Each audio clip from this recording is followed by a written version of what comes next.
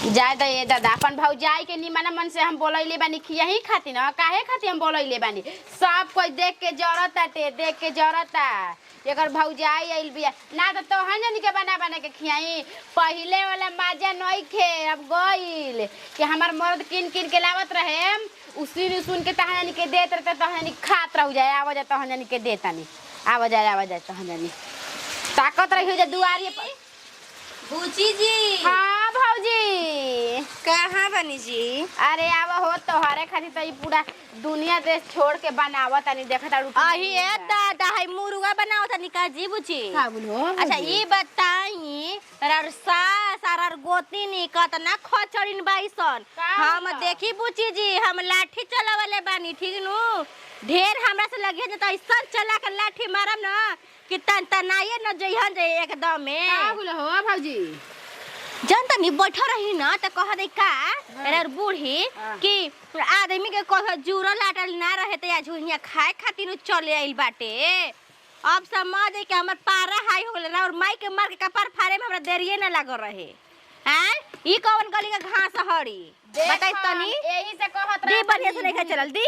ऐसे हम बूढ़ी के कहत रहतनी कि तो हमार भौजाई आइल बिया तू देख के मत जरा ना बोल तो कनी के बिस्मात पर रहतन उ कि कैसे एकर भौजाई जरा तनी पूछी जी बाज जाई बस स्थिर आ जाई हंजा हां तू चुपचाप रह देखत रह तनी अरे घर त हेते हेते टेन पर रखल बटुए उठा के कपार पर चाहे पीठी पर कहीं धरा दे सकत नहीं हम मरिया मत बुढ़िया बहुत खचड़ी ने केस कर दी तारा पे हमरा पर औरो माई गई रे थाना पर हमरा इतना पहुंचे बटे कि नहीं हमर माई के ना हां कैसे बहाना करत रु कि हमने की मरले वो तो सबे कोई जानत रहुए सुना हां ज्यादा फौजी ई सब बात मत कहियो कि उनकर भाई माई के नु हम ही मरले रही ठीक बा ए उ धुआ लोग उठावे लगी तू नहीं को पूछता गोती नहीं हमार सब साथ ना केहू नहीं जे कही ध के हम धरा दे बस स्थिर आ जाई हन हां ओइसे कहैले रहुआ मत कह हम चुपचाप रह आ देखा भौजी तारा खाती हम मुर्गा बनाव तनी ए जिगे तारा के हम जेवे खाइम हां बुझल तारा के तनी एक कटोरी ले खा जवन तारा का पीस पसंद बना उ हमारे के कह जबान लेग पीस करेजी पथरी गोड़ी डायनासोर ई सब हमरा पसंद ह हां बनाई जल्दी बनाई आ चला गाव तनी नी का है आदमी आइल बड़न त खाया ना बनेला ए भौजाई तू तो तुम चुपे रह तू तो जहिया से घर में आइल उन सब कोई के एक उठू का है कोई के करेजा खाता नी का आए कोई का बेटा भाता चबा होता नी आ बोलो आदमी बड़ू ए जी का बेटा भाता चबावे आए तहारा त और दती लगा के रहे के चाहिए कि हम गइल बनी के करा घरे आए ननद के घरे आइल बड़ू बुझाता के जी के बिटिया और मोबाइल कहां बाजी बोलाओ तनी गुंडा एक घर में 4 गो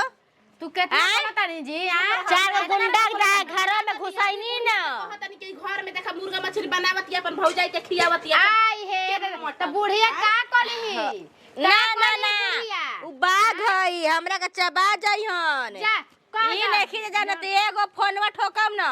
तो 10 गाड़ी है जो दुआरी पर हाय चले हन जा तुरंत दिए भमे लोग जानते हैं कि भौजी के आगे पीछे नु के रहेला की रहेला हो भौजी बताओ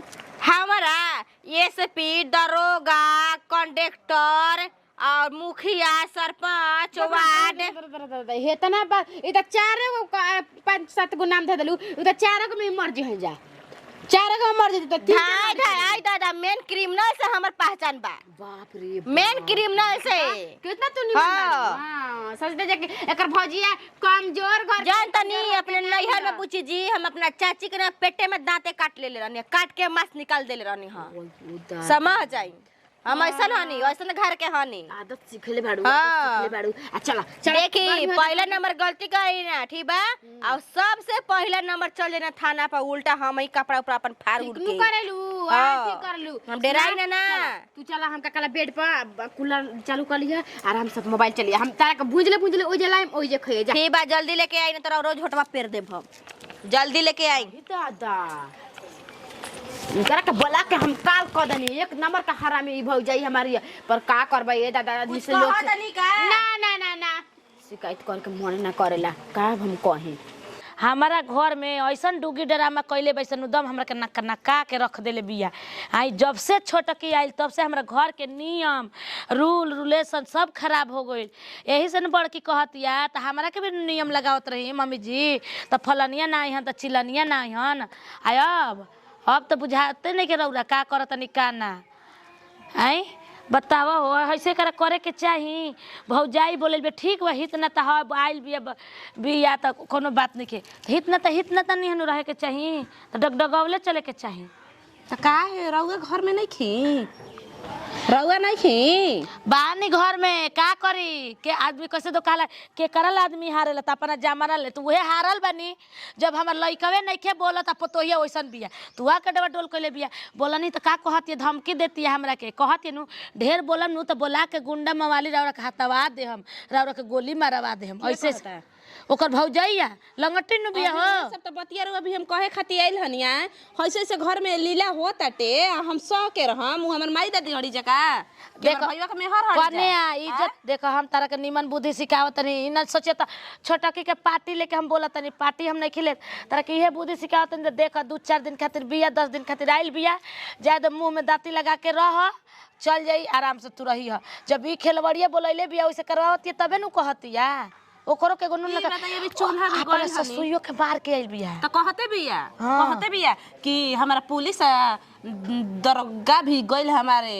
इतयाम बात बाटे। अपन सासे के मार के कपार फाड़ देले रही गोइनिया चढ़ के केसो क देनी है। बताव तो हमनिए के कुछ कर दी तो हमनी के का केने के रहल जी? बताव तू ही हमनी के केनहु के रहल जाई? देश निमन तो चुपे चाप रहल जाओ, का बोलला के जरूरत बा कोइले? हमरा हय हेकरा नहीं के समझ में कि हय कैसे बिया कि अपन भौजाई के बोला का मुर्गा मछरी पुआ पकवान सर 55 भोग बना के खियावतिया। त खियावे द आज नीक लागत खियावत कल गोला करी नु आई थी करी तब नु बेदा में लगाई न तब ओकरा बुझाई। कैसे कहतिया तो तारा माइयो के मार के आइल बनी, माई के मार के आइल बिया खेलवड़िया है जा मुर्गा मछली बना के खियावतिया। उहे तो हम कहतनी है सब लाचार बड़ी सा गोतिनी पे सास पे कुट करत है, गोतिनी पे सास पे तने अकेला होखस नु आ तब भाई तब भौजाई देखत रे केतना बोला बोला के खियाइहन आ बनइहन आ केतना रखीहन। जौना के नैहर में माई के बाप के नहीं सन पूछत भाई भौजाई आ ये ससुरा बोला के खियावत या पियावत ई कैसन बिया हो? अरे एकर मतरिया निमन है ए बचिया, मतरिया निमन ही है। हम वही गरी हॉस्पिटल में गए तो कुल गीत गावत रहे कहत रहे तो जान जाए समझिन जी ना हमार पतो ही हमरा के हाइल कैल कैले बिया। मतारी तो निमन ई का जाने इहे पतो ही है आ ई कैसन लंगटिन हो गेली सन हमरा ई नहीं पूछ। देखिए अम्मा जी हमरा रउआ चलते बार-बार छोड़त नहीं बरीज दी ठीक नु ये तना ओकर भौजाई हमरा संग गलथे तही करती। अभी चूल्हा भी गइल हनी बाल्टी लेके तू मत जा चूल्हा पे तारा जाइला के जरूरत नहीं के चूल्हा धिकावे खातिर चूल्हे पे दूधवा ले गइल हनी धिकावे खातिर। देखो तनी कहता हमारा बारे में कोई ना बोलो ना तो जान जाई ह मुंह चमकावत या मार देती बाल्टिया चला के दूधो गिर जेता ओकर मरिए देती त कपार चार फाड़ा हो जितनु। का जरूरत बा झूर के झगड़ा काहे तू खोजेलू? का जरूरत बा? मत जे ठीक ना कोई बवाल करो हम चुप रह हम चुप ना हो हम। हां देख हम लतवास दे में एक दिन सब छूट जाई। हां तो जा करा जा झगड़ा हमरो के पिसिए जा हमरा के तब नत कहिया तो बुढ़िया हाई करवावती बुढ़िया हाउ करवावती मन तू मनबे ना करबू मनबे ना करे तो हम कहाँ ची करम बताओ ना? का है उपटन खाना बनता टे आदमी मर जात मन खइले बिना बना तो तू अपन हतनी गैस पे बना के खा ला जा तू आ लइका लइकी छोड़ जा बनाई काहे ना बनाई। हाँ माई अरे ना रे माई तोरा से हम का कही भौजाई से तो हम हाइल काइल हो गइल बनी। हम ना सोचनी नु कि इनकरा के बोलाए नु तो खुद से ऐसे करी हन। हाँ अरे हाँ इहे तो बतिया आके जा कहताड़ी के कला कि ना थू तोरा के तोर माई के नू हम मार दिले रही त कपार फूट गई रे तो हई हो गई। तू ही बताऊ हम जब जाना तानी कि तोरा का मरले बाड़ी तो ए जे आके सबके से गईला के का जरूरत बाटे? हाँ तो आके जे कह दिले बाड़ी इनकरा के इतना अपन भौजाई नहीं माना तनी जान तनी मुर्गा मछली अपन गोतनी से सास से खिलाफ होके इनकरा के इतना पाभर ना पति बितरो सांझ के दूध इनकरा के बहान देले बानी। हाँ तो बंद कर माई कैसे कहता दिया बंद कर तू देखिए ना देखी है कह दिया जाए के ये माई बात है मैं खिमाना तीज को कह दे हमें भी जी। हाँ दीदी ठीक है बताओ देखो कने हम तारा से झगड़ा लड़ाई नहीं करे आइल गोतिनी हड़ू कह दे तनी मन होई त कही ह ना होई त उहो कही ह ठीक बा। तहार भौजाई हमार चप्पल ब्लेड से चीर देले बाड़ी ओकर फीता टूट के दू खड़ा हो गइल बाटे। ई बतावा कि उइल बड़ी जगह लंगटइन करे कि उ जगह आइल बड़ी अपन रिश्ता चलावे। हां खाली हमरा के तू एतने हां हां आना के जवाब द। अजी दीदी तो हम का करी बताई वैसे हो गइल भौजाई के बारे में वो सब का बोलत है हमारा के जो चीज बोले के बात है हमारा के बोलिन जा। अब मतलब भौजाई के ना कहे के हां लंगटिन के ना छे जगह ना छ त हो ना बोले के हां दीदी और से बात कही बोल का कहतड़ू को हम दीदी कोई से पता बाटे ई बहुत हमर भौजाई हरामी बाटे हरामी बाड़ी कहत बानी कि जा गाँव में तो नहीं खी जाते दीदी ना पति तो झूठ सच के देखा ताड़ू कि तहारा में हमारा में लाई लगा देले बाड़ी बताई। तहारा हमारा में तो लाई लगैले हैं बाड़ी मगर तोरो छोटकी समझे के चाहिए कि आज तक हमार दीदी हमारा से लड़ाई ना कोइली सास हमारा के तरहथी पे लेके चलेली आ कौन तोरा से गलती होला तो तोरा के ना डांटेली अपन लइकन के डांटेली तो तू ई कैसे कह देला हड़ी हां भौजाई को कहती है कि हमर ननद के करिहन जे दुर्गति न त ए जगह पचौली आती निकाल के रख दे हां जय दीदी हमर मती भरम हो गरे कि अपन भौजी के दानन के खिलाफ में आके रहो सब के खिलाफ में हम ऐसे तैसे बोल देले रही। हमनी के कुछो नहीं के कहे के जेवना के जैसे कहे त भेज दे अपन नैहर ई का करे जिगवाइल बड़ी माई के त मार के दूसरा घर भगइले बड़ी चाहे को मोहताज कइले बड़ी आ हे जिगवा तू बोला का मुर्गा मछली के त सबसे त लंगटिन तू नु बड़ी हैं दीदी हम का करी भौजी नहीं की जत कहती का हम हे जिगे हम कहते नु कनी कि ना तू जा त कहते कि हम बगलवा में नु के करहुआ का त जमीन बेचाता ना त कहती हम कसम कर्जा क के जमीन नहीं जे लेके रहम आ तू रोज बना के हमरा खियाई है पियाई है हे जे रही ओइ होता दी त ए जगह त जाने हमनी के मारा बात हे जगह रही त हां दिने दाड़ी ऐसन बिया के दाइयो दुश्मन के घुसा के कुछ क के कहि कि चोर चोर चोर पकड़ो हां दीदी रहो कुछ उपाय लगाई ना बहुते जीव धक धक कर द बुझाते नहीं के कावन उपाय ला हम झगड़ा करम त ना बोलबू ना ना ठीक बा जा ठीक बा जा। अब देखो हमारे अब चरित्र देखो कि हम कैसे इनका के पंगावत तनी हां कहम कि भाई फोन करताटे भाई फोन करता कहता कि जल्दी भेजो हमारे ऑक्सीजन चढ़ता एगो में दूगो नया जे लगा के उठू कोइनी नु 76 बनतड़ी भौजाई बिया हो 77 7गो भातार पर लगाता बिया कहती कैसे नैहर में हम मरले में पुलिस दरोगा के हैं तो लड़की बिया हो पहले के खेलल खाइल बिया ऐसा भौजाई सातो दुश्मनों के मत देश एकदम ऐसे हो जाता का हो तारा लाज शरम ना लागेला आय लाज शरम काहे खातिर लागी कोई घर चोरी करे आइल बनी का अपना आइल बनी हम गोद एथी ननद घरे तो ननदो घर आइल तो ननद दियल त नहीं खे पटत ई कमावा अपने ससुरए में करत त कतना निक लगत तू आय तो सास के मार के तसरील के पार फाड़ के ननद के भाग गेलू आ वो ननद ये बौराहिन बिए नो आई का बा बीचो बीजाई न सेनुर कर लायक ना रहबू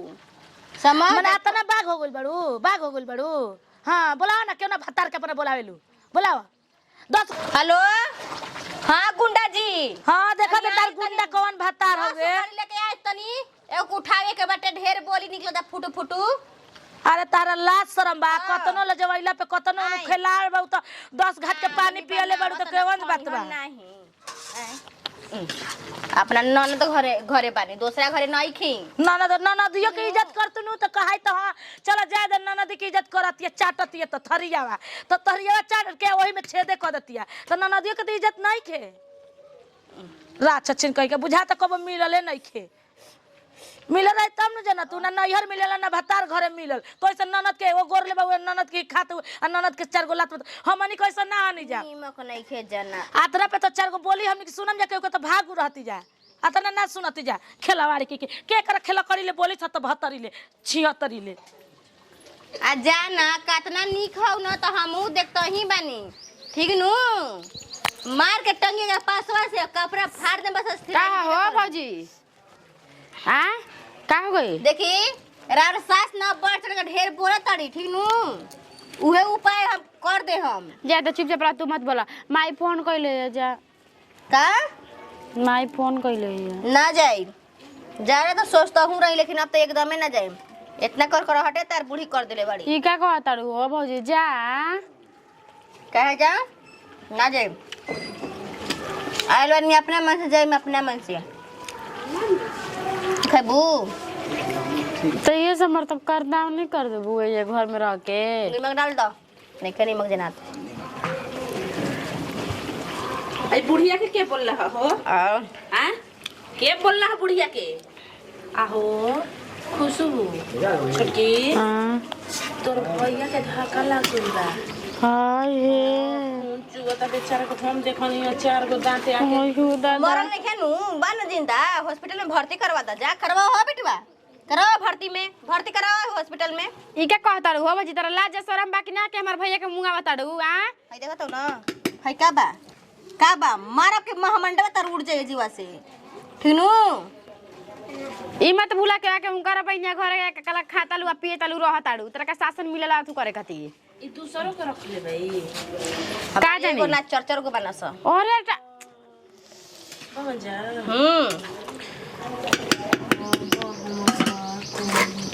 बनाइम त जा जैसे भाग के ओकनी पर रह